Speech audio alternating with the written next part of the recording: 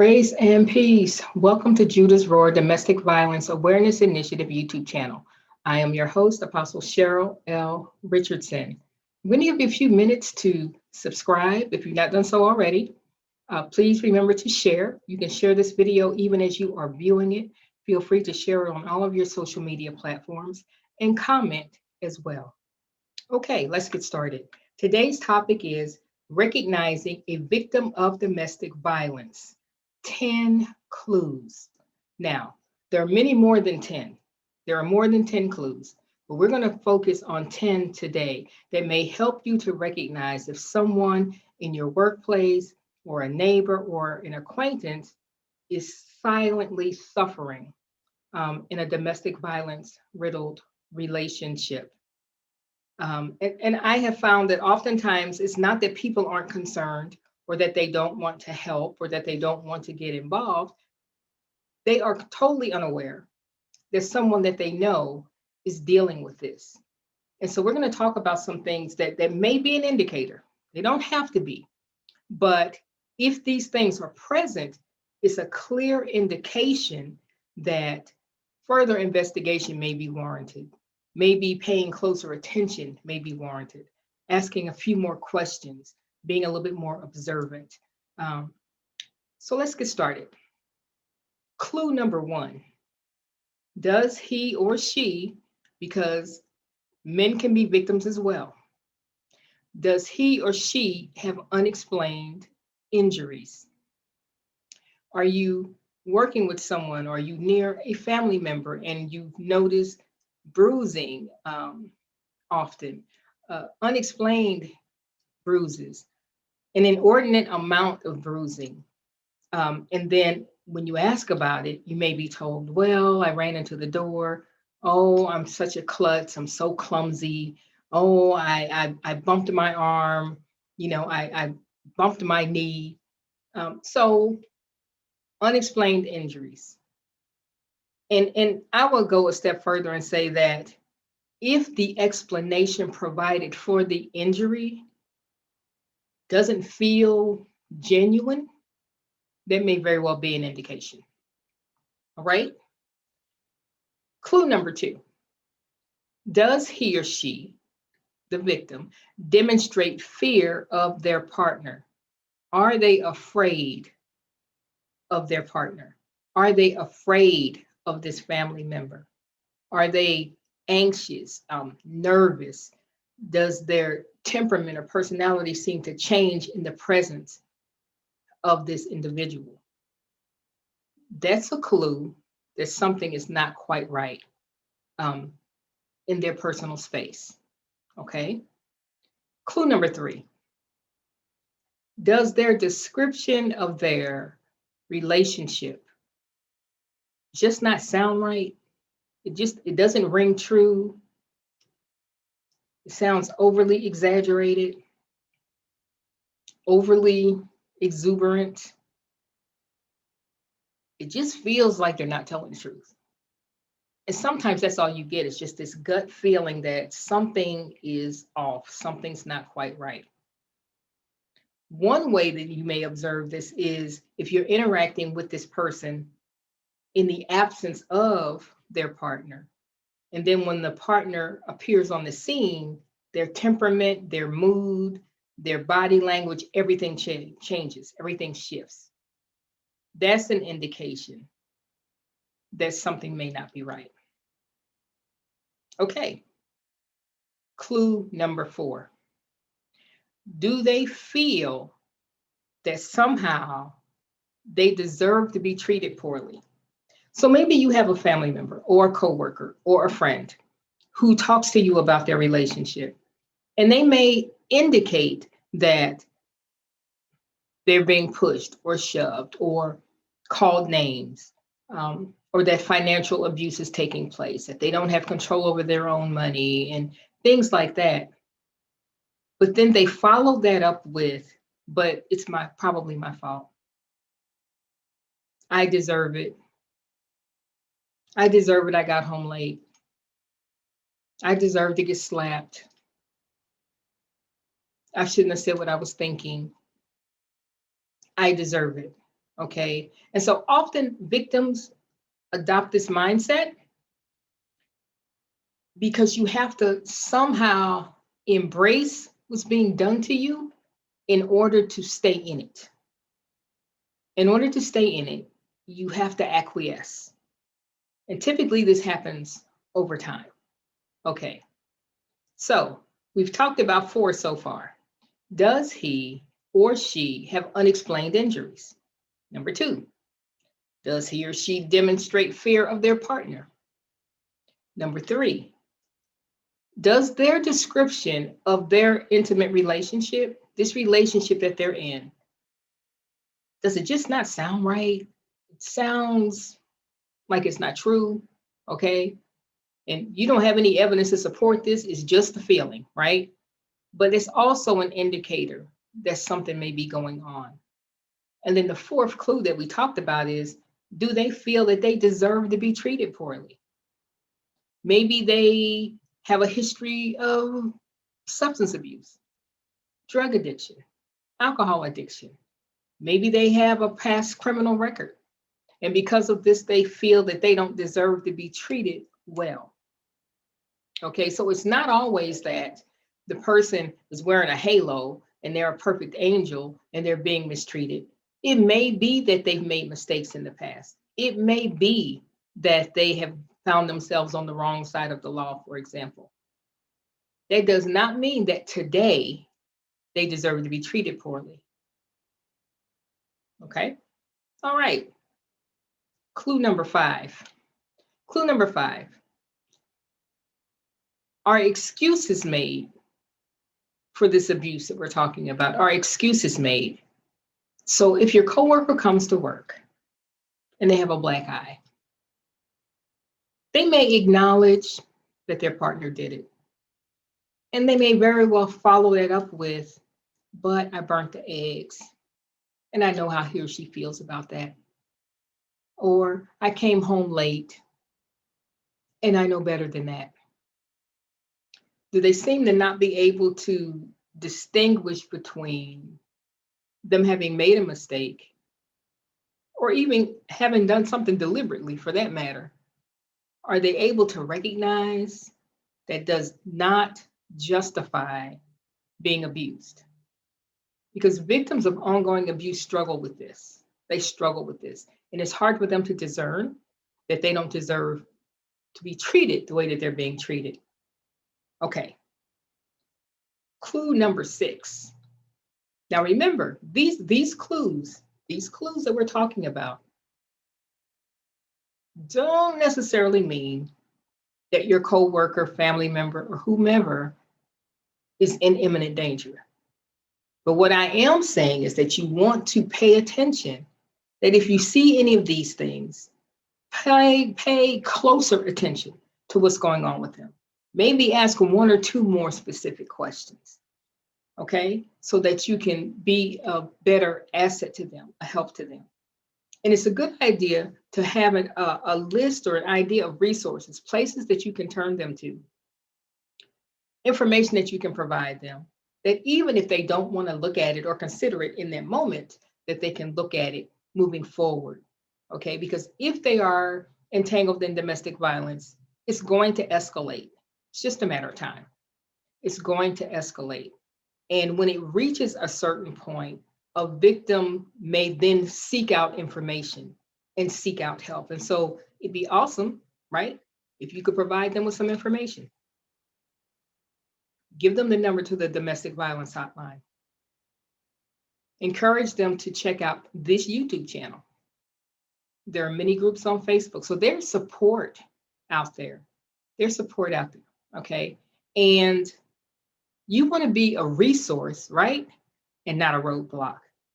You want to be a resource and not a dead end, okay? So,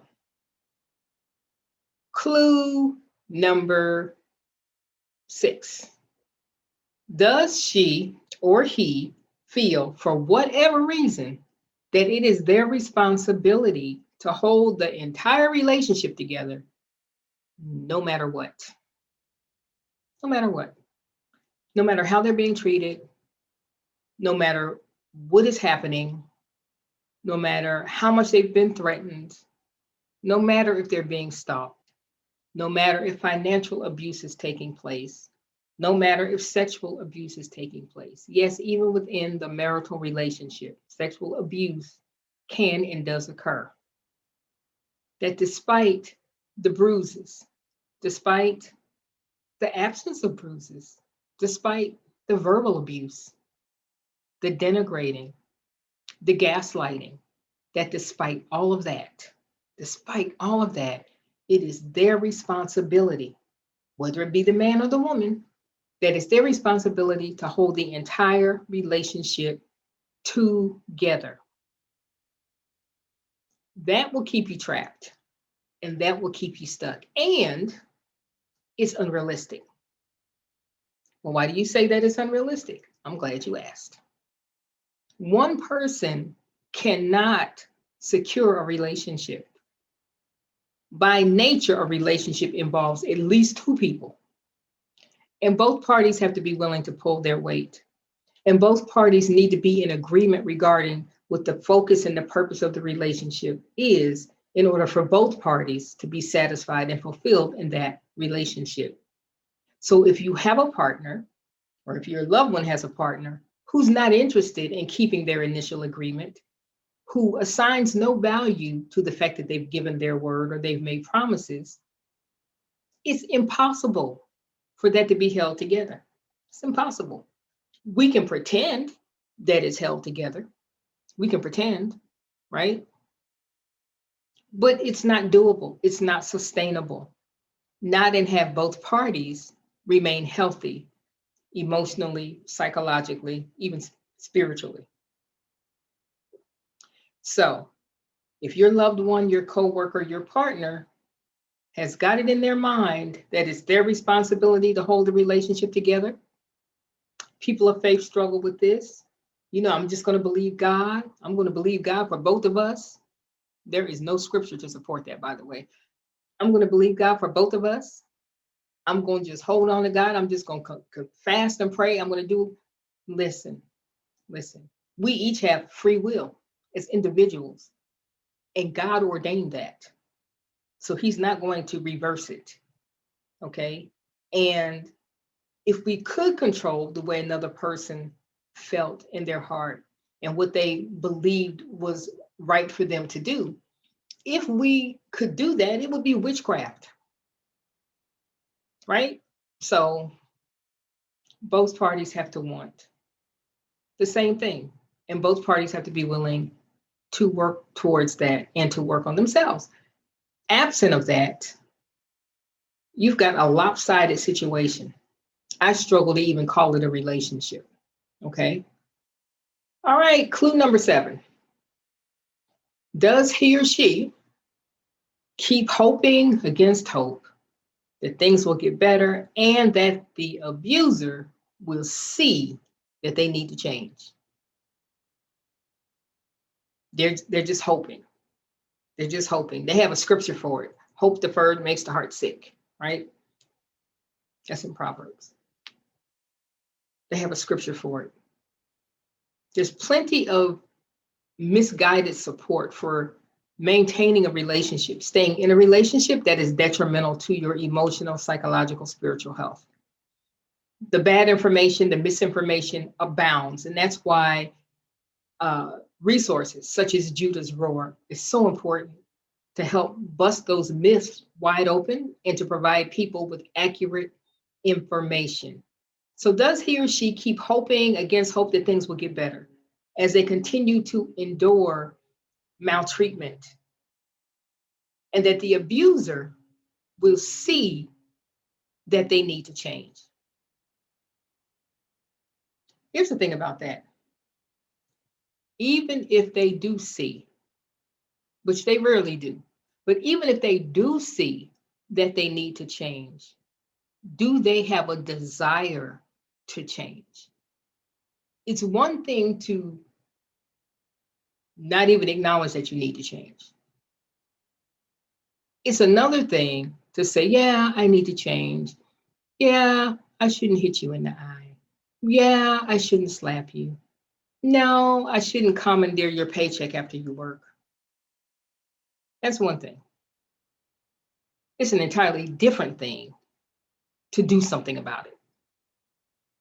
Okay. And so that's an indication that things are really, really bad. The fact that the victim is clinging to this hope that the abuser will see that they need to change and do it. Here's another thing. Clue number 8. Are the victim's movements constantly being tracked? The partner always knows where he or she is. Now, there's a difference between me having that understanding with my partner, that when we change locations, we let each other know just as a courtesy. That's different from being under duress. That's different from being in trouble if you fail to do so. That's different from being verbally abused or physically assaulted when you return home because you went somewhere that they felt that you shouldn't go. Okay. And so, are their movements being tracked? Are they afraid of getting home late? Okay. So now there's a difference between, oh my goodness, I didn't know it was so late. I need to get home and get dinner started, or I need to go pick up my children, or I need to go to the grocery store so that I can get home and start dinner before it's too late. That's different from, oh my God, it's late. It's later than he or she thinks it should be. And something bad is going to happen when I get home. Something bad is going to happen when I get home. And they dread going home. So it's like being held hostage, even when they're not in the presence of the one that's abusing them. So are they conducting themselves that way? Are they concerned, like, oh my goodness, I need to stop by the store, I need to get dinner started? Or are they terrified at the thought of going home because it's late? That's a clear indicator that something's wrong. Okay, number 9. Does he or she seem to be cut off from family and friends? Do you have a hard time getting in contact with them?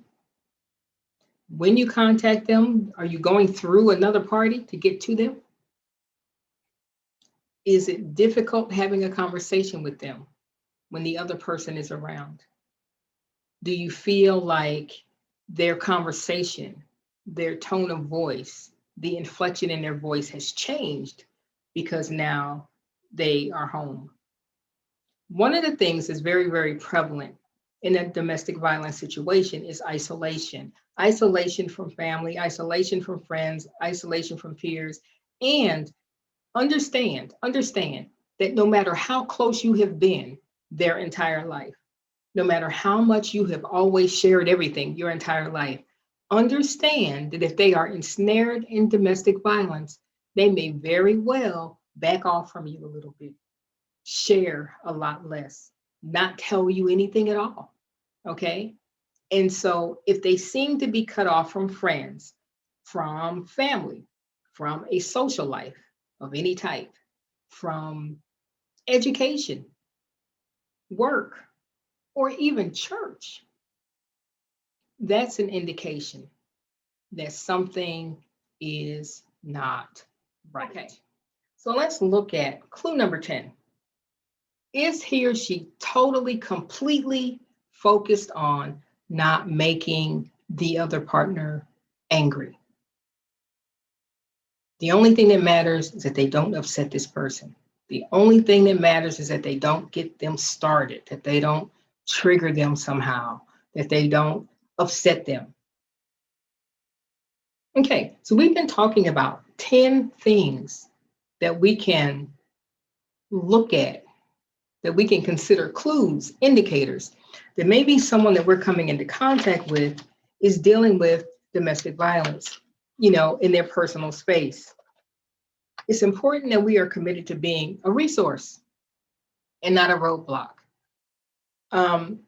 You don't want to make this person feel as though you're interrogating them, but you do want to ask a few well-placed questions.